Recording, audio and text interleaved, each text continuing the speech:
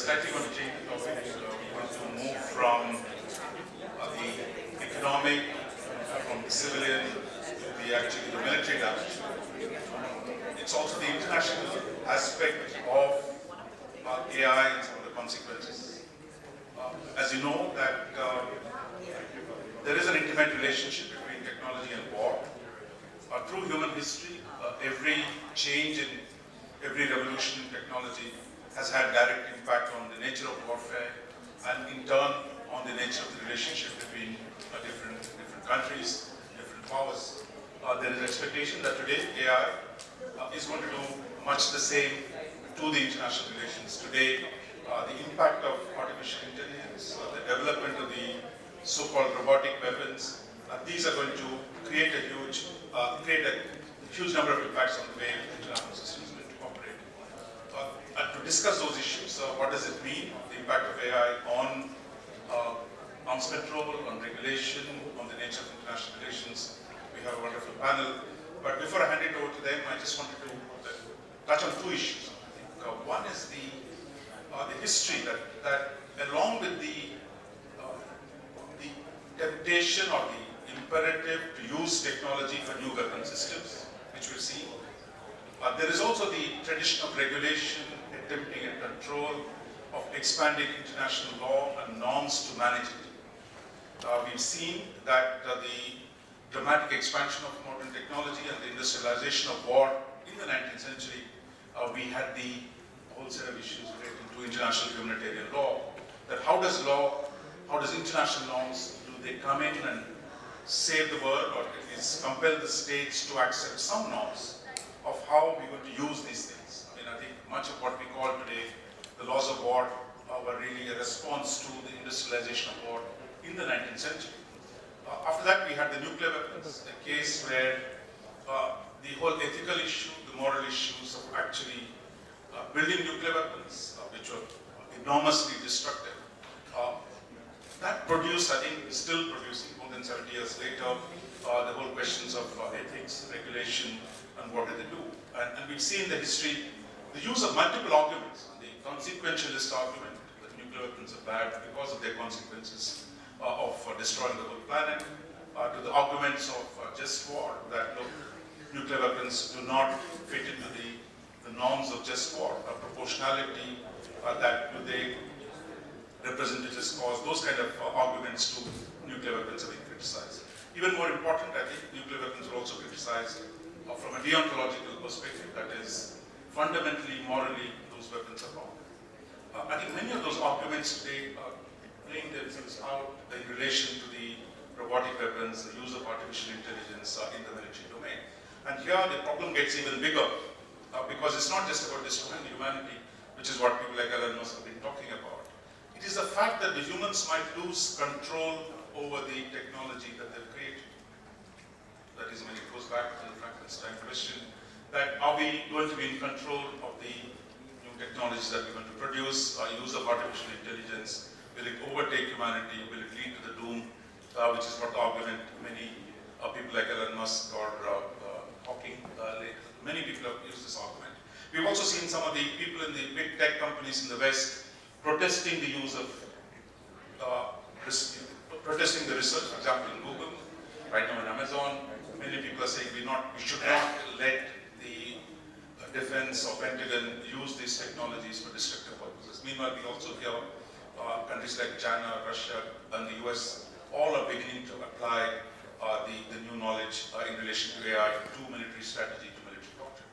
So we have an exciting less than an hour to discuss this, and I'm going to start with William Boothby, who's a former Air Force, and he's going to lay out the former UK Air Force. He's going to lay out some of the basic issues that the AI in military side poses.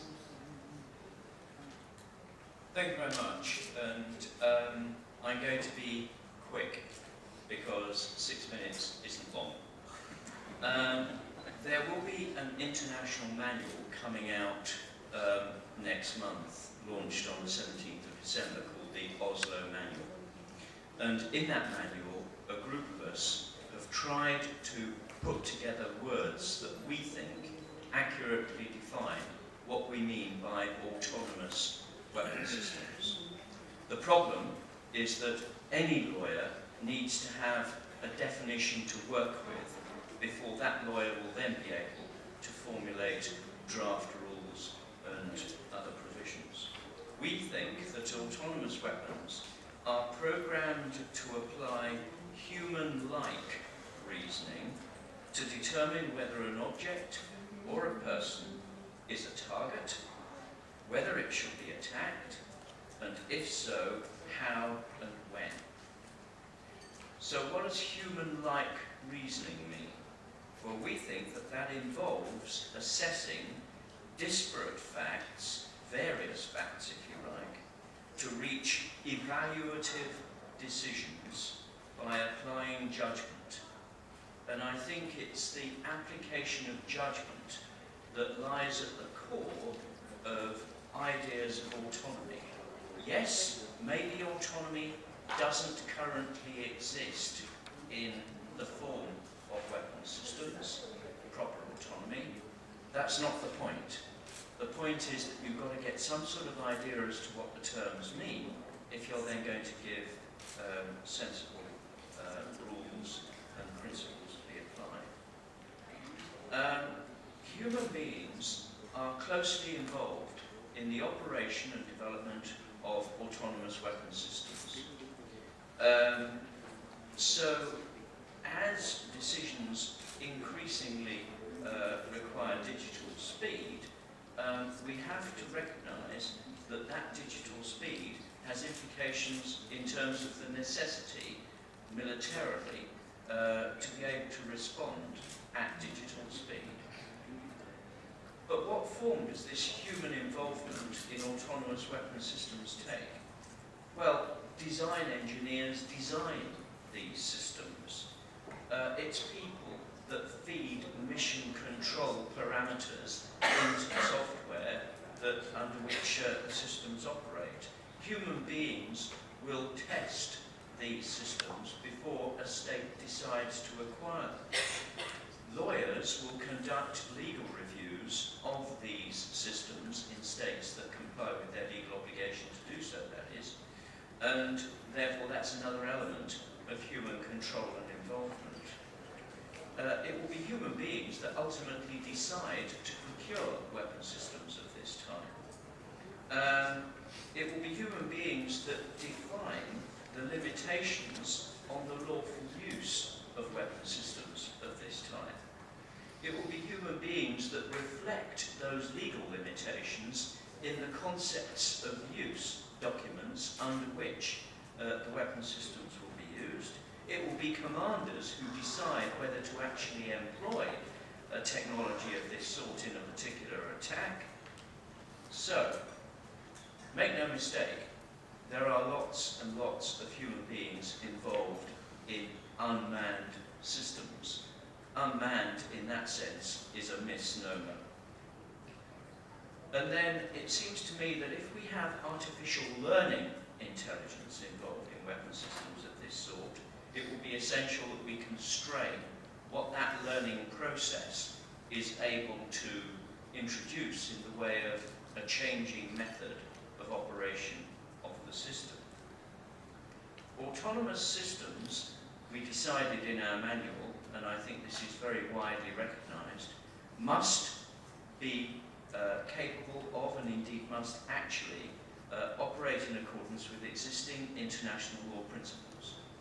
International law will not change to enable autonomous weapon systems to operate. It will be the other way around.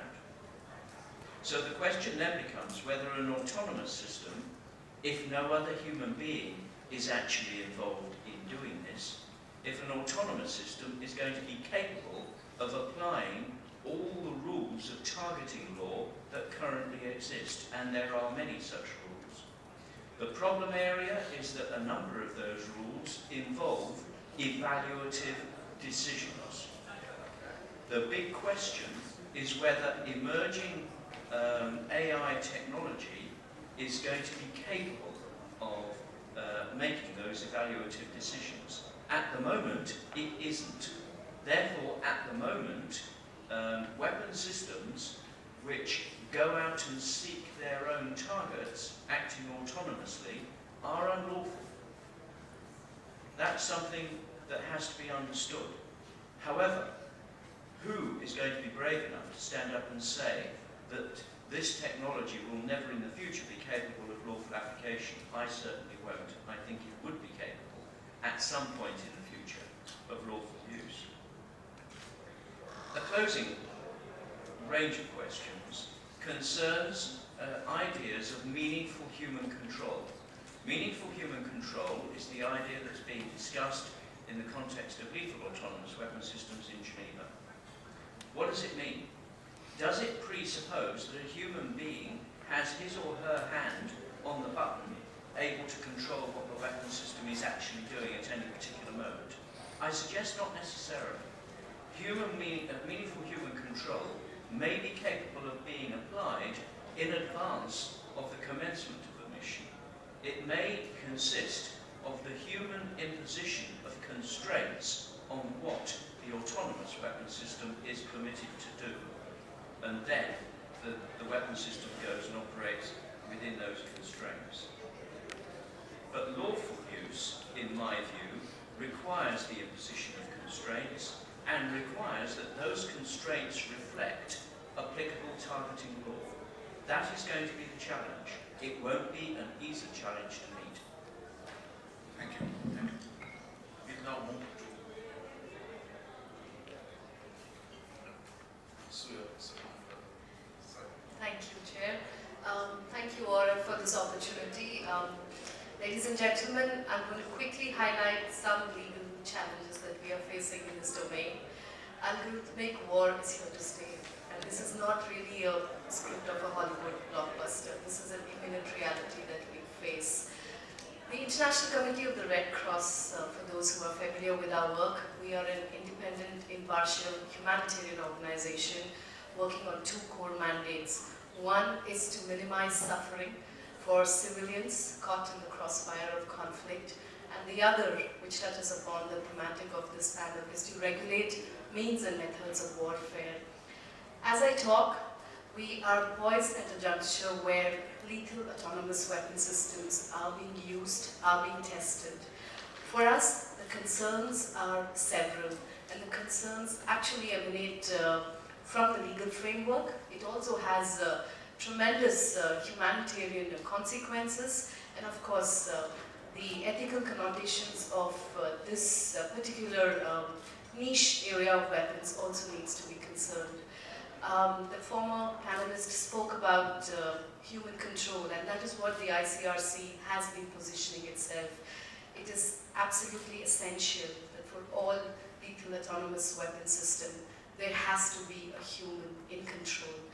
And this is to keep in lines of what we call as the International Humanitarian Law and the core principles that this particular branch of law espouses. We talk about the principle of distinction between civilians and military personnel and objects, the principle of proportionality in terms of the military target which is to be attacked and the consequences of the same, and the principle of precaution, where if a weapon system that is autonomous is deployed, one must necessarily foresee consequences and take all preventive measures to ensure that there is actually minimum civilian destruction of life and property.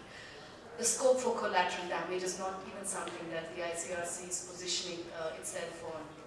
It is a bit encouraging to see that in the recent group of governmental experts meeting convened under the CCW, there has been total consensus by state parties to the CCW to maintain meaningful human control. It's also perhaps food for thought to look at what is the existing legal framework. Believe me, this is not a black hole. There are laws in place. There needs to be perhaps a greater need to look at compliance and accountability. The International Humanitarian Law, which talks about laws of war and armed conflict, is there to regulate means and methods of warfare. We have Article 36, Clause 1 of the additional protocol, which talks about all new weapons have to be tested and reviewed in the operational context before they can be activated and deployed by states.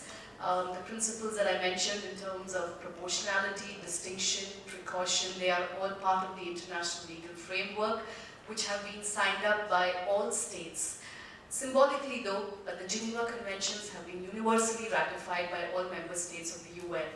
This brings us back to the concept of what is there in the legal framework, why is there a presumed gap? It is a misnomer, because even in the absence of maybe a specific provision which talks about challenges for accountability for new autonomous weapons, despite having Article 36 Clause 1, we go back to the Martin's Clause, which permeates the ethical link between international humanitarian law and what ethicists all over the world are talking about. To look at how public conscience and the need to maintain certain facets of humanity, because even wars have limits. And I do believe when I talk to students, all is fair in love, but perhaps not really in war. Another consideration that seems to be a Herculean setback is the outreach of these legal autonomous weapons, and this is something which has not yet been actually addressed, especially when we talk about these weapons in the hands of non-state actors, terrorist organizations and other states. It is a race to the elitist club. The possession and the use of lethal autonomous weapons gives some amount of legitimacy and gives some amount of symbolic credibility to these organizations. And this is another area that we need to tap. When it comes to accountability, the law is very much there. State responsibility can be invoked by states who deploy lethal autonomous weapons through their agents, either the commander or the soldier who has used it. There is a question of also individual criminal responsibility under international criminal law for violations of international humanitarian law. The gap, however, remains in terms of how far can the law reach out to. Is it the person who is programming it or the person who is activating it? If done without intention and knowledge, then perhaps individual criminal responsibility and accountability might be difficult. But if programmed with precise this kind of knowledge and motive, it should be easily in terms of accountability. Product liability laws would also bring in within their loop manufacturers when it comes to addressing issues of violations of international humanitarian law and other aspects of law. Finally, I would like to share that yesterday we spoke about how AI was a race to the bottom. Believe me, we're sitting on a ticking bomb. It's a race against time. And I hope we can find some solutions to salvage the situation. Thank you for your kind attention. Now I will call upon Jean-Marc Rickli to speak on the issue. Good afternoon. Thank you for the invitation to speak at this panel. My perspective is not, I'm not a lawyer, I'm studying war. And basically what I'm looking at is how technology transforms war. And the discussion we've had so far on lethal autonomous weapons system mainly comes from advocacy organization, ICRC, or Human Rights Watch. You might have heard about the ban on killer robots. I'm more looking at how this technology will impact the verified wars and strategic stability. And I'd like to submit 3 points here. First is, with lethal autonomous weapon system, with autonomy, we will be able to apply force in a way that has not been done very often in human history. Basically, if you think about the use of force, there are so far 4 possibilities to use it. Denial, you destroy directly the military capabilities of the adversary. Punishment is indirect. You target the population so that they put pressure on the government. This is what terrorism is doing, but also what the Allies did to Germany in the Second World War. During the Cold War, because of nuclear weapon, it was no longer possible to use a nuclear weapon, so it's about risk strategy. This is the paradox of nuclear strategy, which is the non-use of force for threatening the use of force. In the 90s, with the tries out GPS and precision-guided ammunition, it was about decapitation. One bomb, one target. And the idea is you identify the center of gravity of your adversary and you destroy it. And now with autonomous weapon system, what we'll see is what we call swarming. So the ability to concentrate mass, firepower, and speed on an objective. And this is the argument I'm submitting. This is completely disruptive. And we have a few examples already in the cyber domain where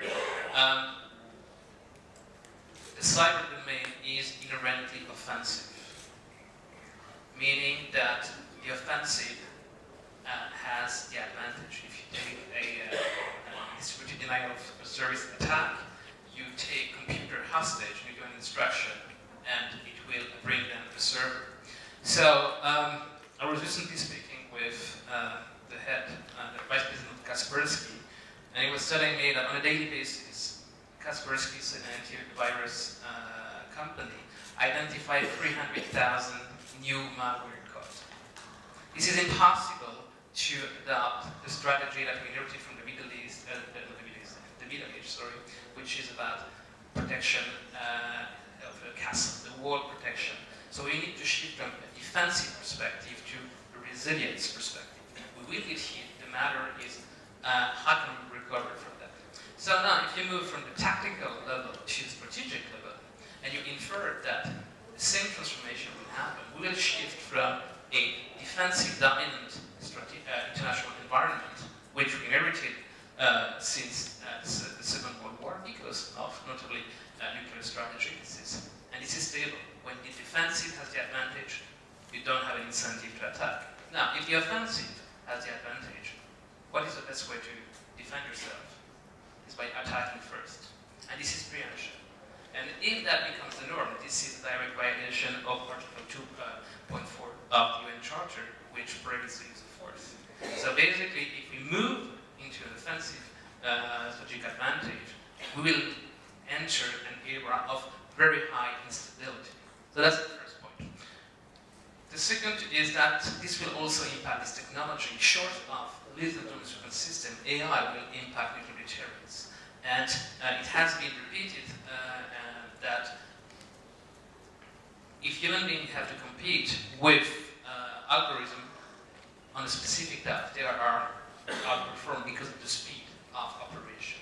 And so the tempo of operation will increase. And AI combined with what we see emerging now, what we call hypersonic missiles, that are missiles that are flying at least 7 times the speed of sound, will reduce our reaction time from 45 minutes, roughly currently, to less than 7 minutes. So I can imagine the consequences it will have on stability. And finally, 2 points. Proliferation is a major issue. Nuclear proliferation was, in a way, we managed to contain it. With autonomous weapon system, the problem is that not only it will be very hard to contain across states, but vertical proliferation from state to non-state actor to individual. So we'll shift the reference system of security from a few states, potentially 7.5 billion individuals, and that creates a huge problem. The last point I'm finishing here is that the convergence of different emerging tech that Eleanor was talking about before. If we start to converge AI with neuroscience, we are entering an area of completely new weapon system, like capturing your mind or changing your the way you think. This will be a complete new international environment in which we will be in, and so we're completely unprepared to that kind of issues.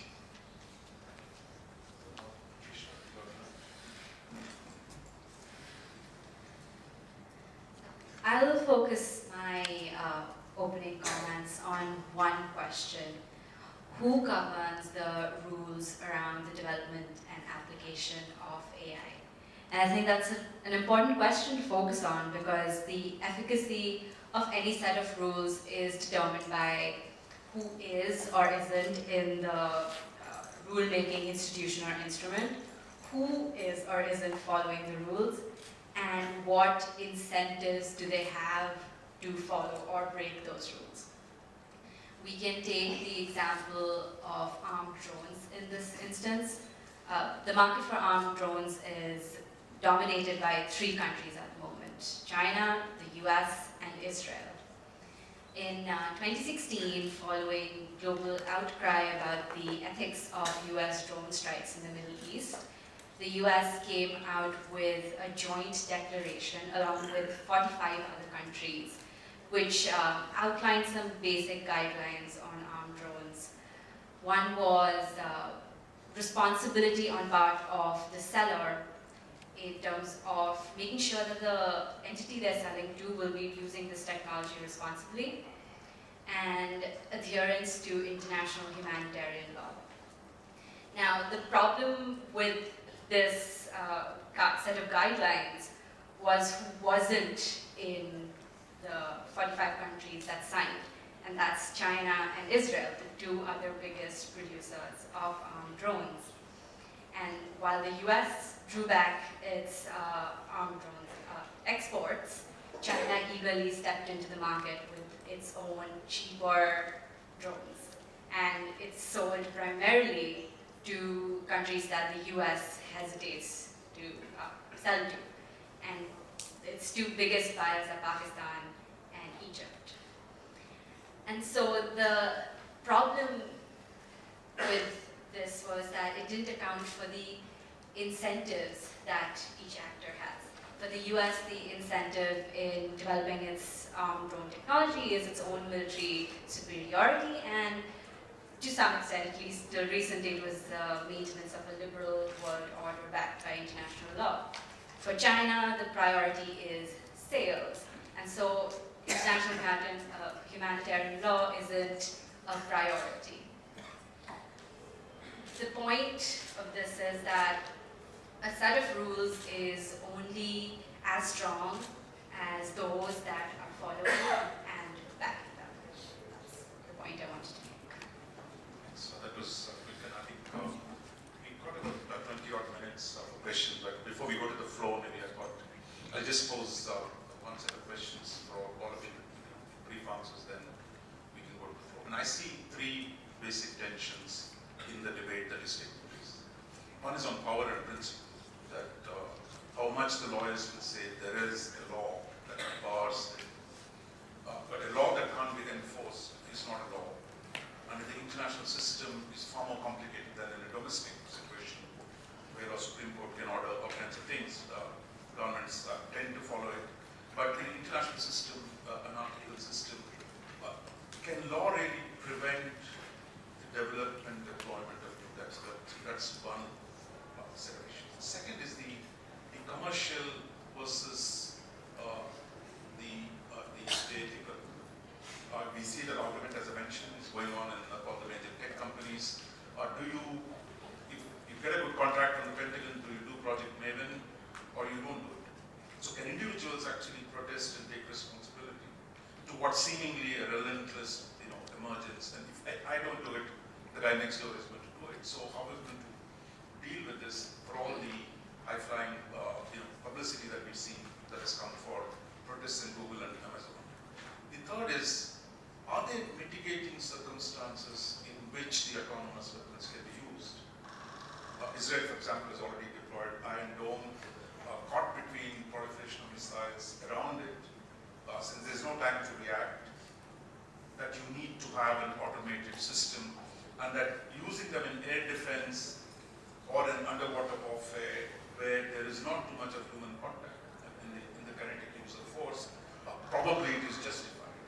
Some in India have argued that given a problem on the LOC and the infiltration of terror, does it make sense for India to automate a structure in Kashmir on the line of control?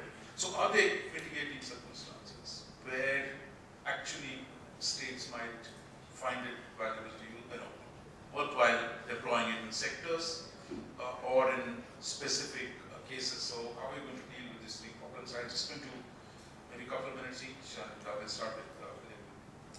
I think taking your last question first, yes. And I think the yes would be on the basis that taking Iron Dome as an example, or maybe Phalanx as another example, you can pretty much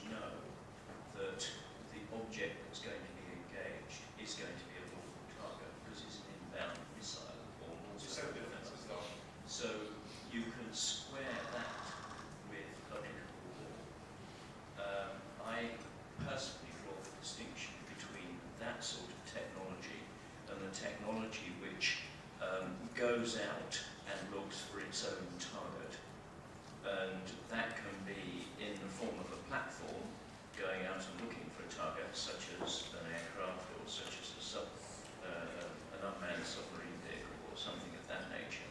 Or indeed, it could be malware of some sort going out in cyberspace and looking for its own target. There, I think the possibility of complying with the evaluative decision-making required by international humanitarian law is going to be decidedly problematic. Where your earlier question was concerned, I go back to when I first started lecturing on this subject of IHL, way back in the 1980s, when there were no ad hoc tribunals, when there was no International Criminal Court, when enforcement of the law was difficult to see, when there had been a case involving Lieutenant William Calley arising from the My Lai massacre in the Vietnam War. And yes, Lieutenant Calley was convicted, but no, he didn't serve very long inside. And where, as part of my presentation, I showed that seminal photograph of General Long during the Vietnam War with his arm outstretched, the split second before he pulled the trigger and killed the Viet Cong prisoner in his custody. And I had then to admit to my audience that General Long was not properly convicted and prosecuted, because the next picture I showed was a smiling picture of General Long running his restaurant in San Francisco. I think we've come an awful long way since those days. No, the law is not perfect where the enforcement story is concerned, but on the other hand, this is a body of law which is actually developing. I think what we need to do, rather than decry it, is support it, develop it, and implement it. Trisha, comments. To address your last question on applications in border, less sparsely populated areas, I think the consensus in military circles is that's the low-hanging fruit in terms of deploying lethal weapon systems. Because if you try to deploy it in, say, an urban landscape, you have problems, first of all, in distinguishing between civilians and combatants, because most combatants in such a landscape are not going to be wearing uniforms.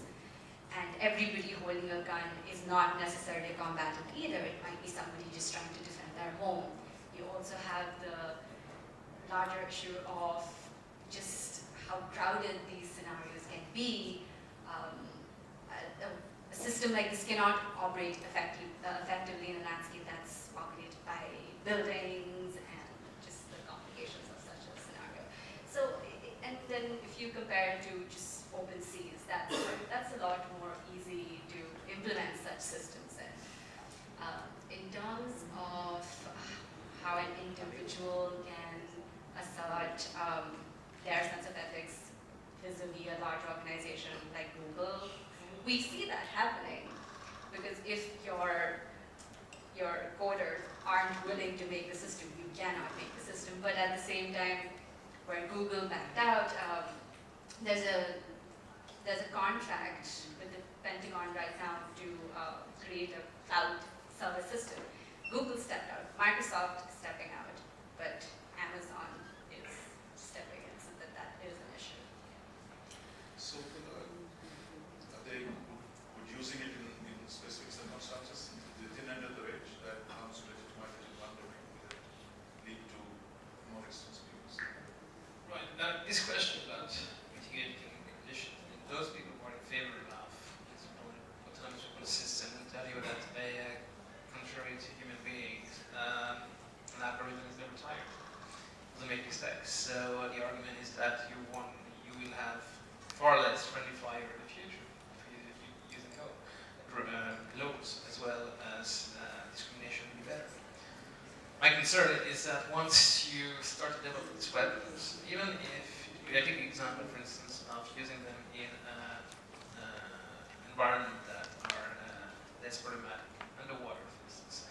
The Russians have been, and the Chinese have been announcing that they were developing autonomous underwater system. And the idea would be to use them to chase submarines. Submarines are the key elements of nuclear strategic stability. Up until the development of submarines, deterrence was unstable because you could think theoretically to launch preemptive attack against all aircraft that would carry nuclear weapons as well as all missile silos. With submarines, it's impossible because no one knows where the submarine is located apart from the captain and its deputy.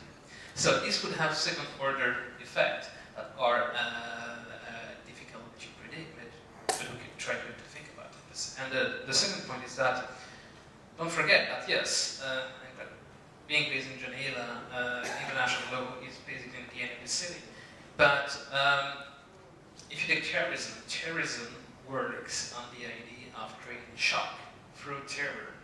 And if you look at ISIS and the way ISIS kill people since 2014, you start by the first prisoner, British prisoner being beheaded, and then you see an increase of the use of violence in order to maintain the shock. So when you create laws, international law, violating this law will create a shock, and therefore you'll be sure that actors that have malicious intentions will actually try to use this weapon in the way they were not intended, or to increase the level of pain in order to have an effect. So, the lawyer, about the interpreter of law. So, you think law can prevail over power? I would say perhaps law does not work in isolation. There are added elements of politics, power dynamics, economy, military strategy, defense, which all come into play. But I believe as a frontline humanitarian organization, International Humanitarian Law is not a law made by the ICRC.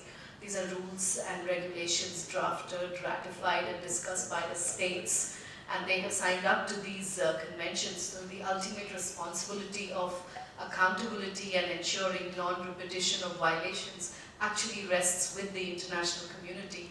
I would also say that history is replete with best practices where we have seen some of these issues being raised either in the military courts or in the domestic criminal courts, or say the Yugoslavian and Rwandan tribunal, or the hybrid courts, and now even the International Criminal Court. So for me, law is definitely out there, and it's the lack of maybe political will to actually acknowledge it and implement it honestly. Also, in terms of the last question about mitigating circumstances, lethal autonomous weapon systems are already in use in some of these areas, and what we need at this point is perhaps the two varying school of thoughts, where one calls for an absolute prohibition on lethal autonomous weapons, whereas the other talks about a more regulated atmosphere.